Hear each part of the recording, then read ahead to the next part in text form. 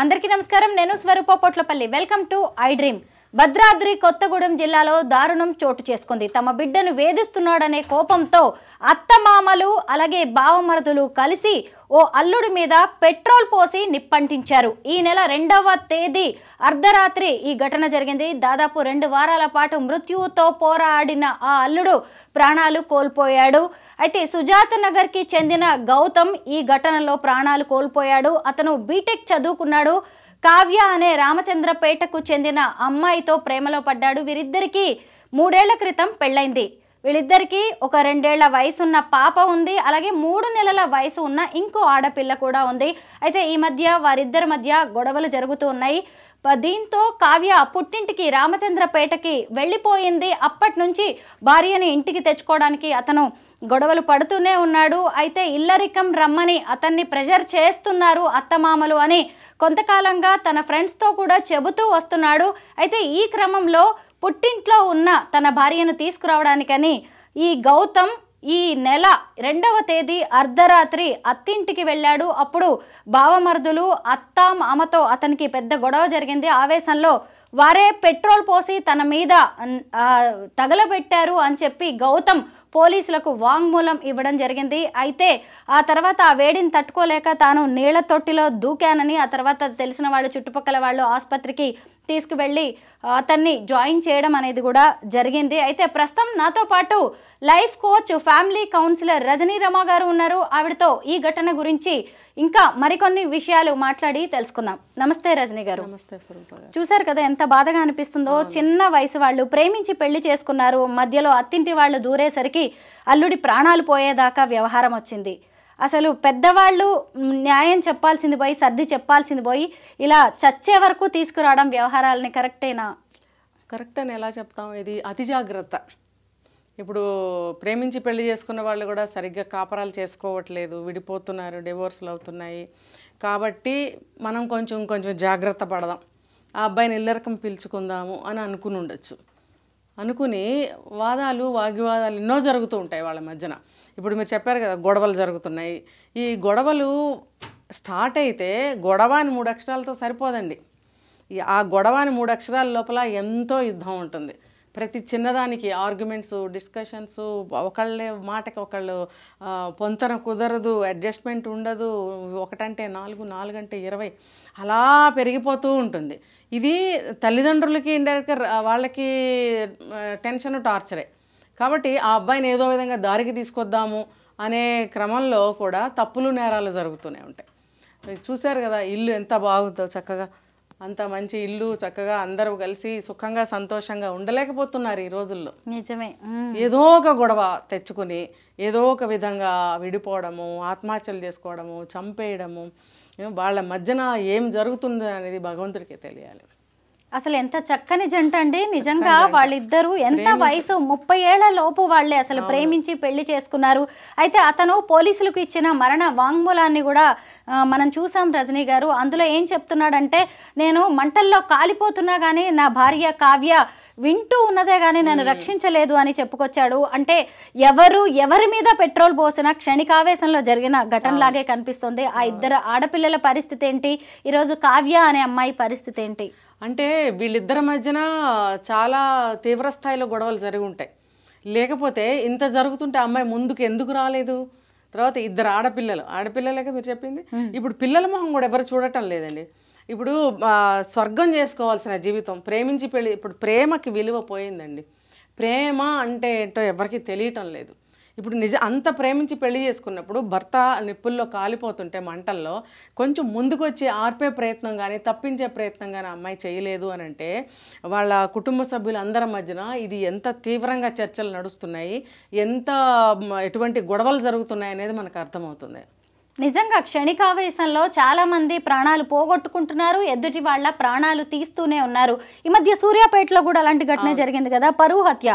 ప్రేమించి పెళ్లి చేసుకున్నారు అని చెప్పి అత్తింటి వాళ్ళే ఆ అబ్బాయిని ఎంత ఘోరంగా చంపేశారు. భార్గవి కృష్ణ ఈరోజు ఆ అమ్మాయి న్యాయం కోసం ఎంత పోరాటం చేయాల్సి వస్తుంది.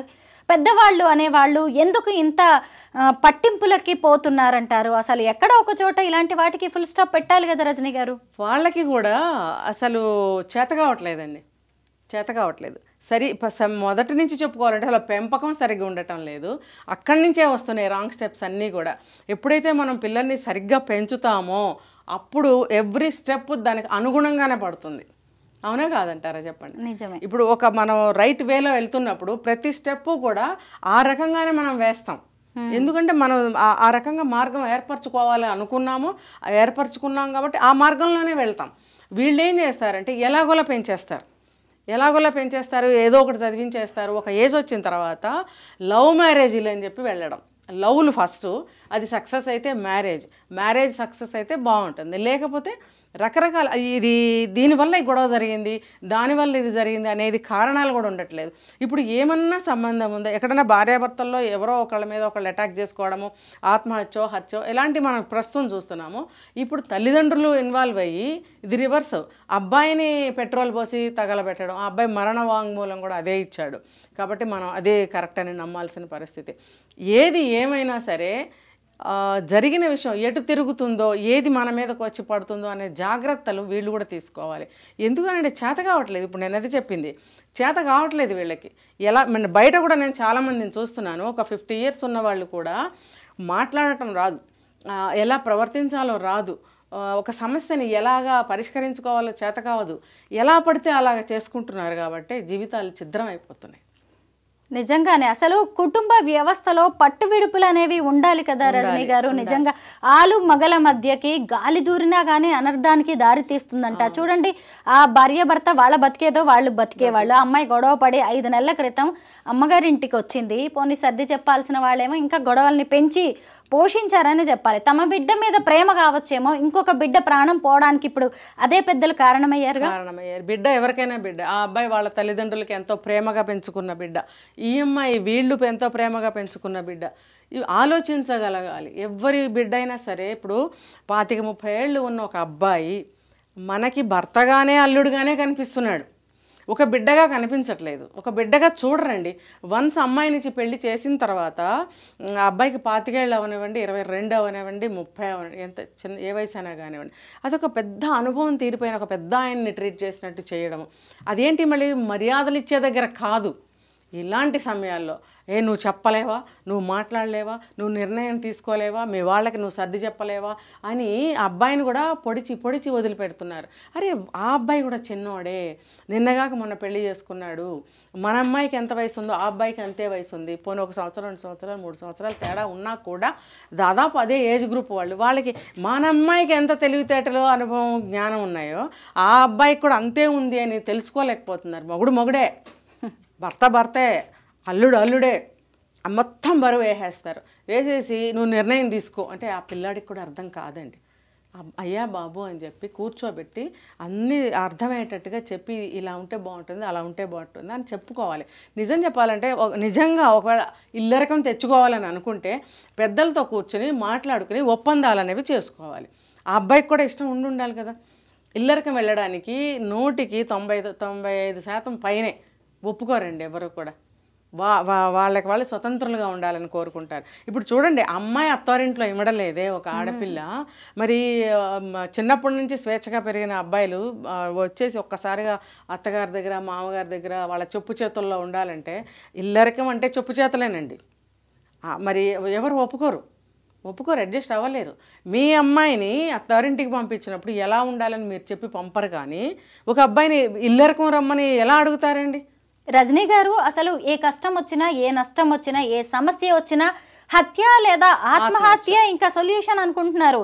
ఆదివారం మేడ్చల్లో జరిగిన ఘటన చూడండి. సొంత తమ్ముడే అన్నని రోడ్డు మీద నరికి చంపాడండి. అసలు దానికి కారణం ఏంటంటే ఆ అన్న ఉమేష్ అనేవాడు బాగా మద్యానికి బానిస అయ్యి తిరుగుతున్నాడు, ఇంట్లో వాళ్ళ మీద గొడవ పెడుతున్నాడు, తోడబుట్టిన వాళ్ళని, తల్లిదండ్రుల్ని, కన్న బిడ్డల్ని వేధిస్తున్నాడు అనేది కారణం. మరి ఇప్పుడు ఈ తమ్ముడు రాకేష్ చేసింది మంచి పనా? అసలు అతను ఇప్పుడు నిందితుడుగా, హంతకుడుగా ఈరోజు పోలీసులు అరెస్ట్ చేశారు. అతనితో పాటు ఇంకొక 5గురిని. అంటే ఏ సమస్యకైనా సరే ఆ మనిషి లేకపోతే సమస్య ఉండదుగా, ఇలానే ఆలోచిస్తున్నారు. ఇప్పుడు ఇన్ని కేసులు మనం చూస్తున్నాము. చివరికి చేస్తున్నది ఏంటి? ఆత్మహత్య. అంటే నేను చనిపోతే ఈ సమస్యకి పరిష్కారం అయిపోతుంది, అది చంపేస్తే ఆ పర్సన్ లేకపోతే ఆ సమస్య ఉండదు. ఇలా ఆలోచించి ఇలాంటి నిర్ణయాలు ఎందుకంటే ఇంకా వేరే ఆలోచించే వ్యవధి కానీ, అంటే వ్యవధి లేక కాదు, వ్యవధి తీసుకోవటానికి కానీ, ఆలోచించటానికి కానీ, ఎవరైనా ఎక్స్పర్ట్స్ని సంప్రదించడం కానీ, ఇంట్లో పెద్దలతో కూర్చుని కష్టం సుఖం విడమర్చి మాట్లాడుకోవడం కానీ, ఇవి ఏవి చేసే అవసరం వాళ్ళకి లేదు. ఒక్కటే దాన్ని తీసేయాలి అంతే. అది తీసేస్తే ఇంకేం సమస్య ఉండదు. కానీ అసలు సమస్య అప్పుడే మొదలవుతుందని వాళ్ళు తెలుసుకోవాలి. ఇంకా లైఫ్ ఏముంటుంది వాళ్ళకి? లైఫ్ ఉండదు. వెళ్ళి జైల్లో కూర్చోవాలి. ఇంకప్పుడు నువ్వు ఇక్కడ ఉన్న సమస్యలను ఎలా తీరుస్తాడు? ఇప్పుడు తమ్ముడే తీసుకోండి, నేను చూసుకుంటాను పిల్లల్ని, నిన్ను వదిన్ని అన్నాడు. నువ్వు వెళ్ళి జైల్లో కూర్చుంటే నువ్వెలా చూస్తావు? అవును. అంటే నీకు ఒక 10 years 20 years నీకు జైలు శిక్ష వేస్తే అప్పుడు వచ్చి నువ్వు చూడడానికి అప్పటి వరకు వీళ్ళు ఖాళీగా ఇలా కూర్చుంటారా? అతను వచ్చి మా సమస్య పరిష్కరిస్తాడు అని జరగదు. ఈ లోపల వాళ్ళు ఏదో ఒకటి వెతుక్కుంటారు, ఏదో పనులు చేసుకుంటారు. దైనందిన కార్యక్రమాలు అనేవి జరగాల్సిందే. మరి ఇప్పుడు ఇతను చూసుకునేది ఏముంది ఇంకా అక్కడ? అవును. ఏ కష్టం వచ్చినా, ఏ ఇబ్బంది వచ్చినా, ముఖ్యంగా నేరాలకు మాత్రం పాల్పడకండి. ఎదుటి వాళ్ళ ప్రాణాలు అస్సలు తీయకండి. ఎందుకంటే మన చుట్టూ సమాజం ఉంది, కోర్టులు, న్యాయస్థానాలు, చట్టాలు చాలా ఉన్నాయి. ఆ విషయం మాత్రం గుర్తుపెట్టుకోండి. థ్యాంక్ యూ రజనీ గారు.